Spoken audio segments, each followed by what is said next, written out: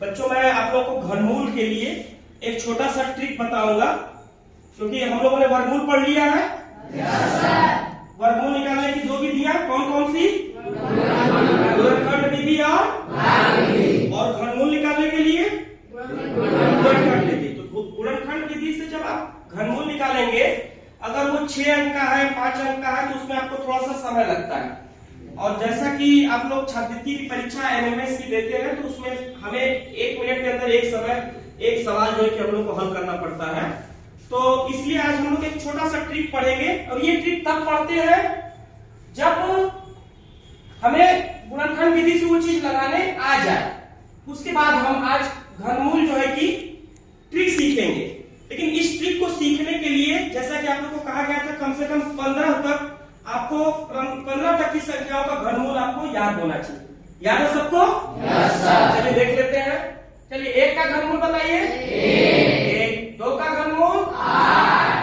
3 का घनमूल 27। 4 का 64। 5 का 6 का 216। 7 का 343। 8 का 512।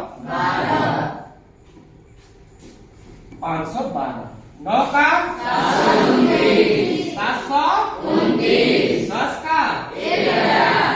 चलिए, ये अगर आपको याद है तो ये चीजें याद करना आपका समय जो है कि बचा देगा। अब देखिए कैसे। ये गुणनखंड आपको लगाने में कम से कम 2 से 3 मिनट तक लगेंगे। घनमूल गुणनखंड विधि से इसका घनमूल निकालें। अब देखिए, हम लोग केवल इस डाटा का उपयोग करके कैसे हम लोग मात्र 5 सेकंड से 10 सेकंड में हम लोग इसका घनमूल निकाल लेते हैं। आपको करना क्या है कि इसमें जैसे उस समय करते थे, हम 3-3 का वो बना लेंगे।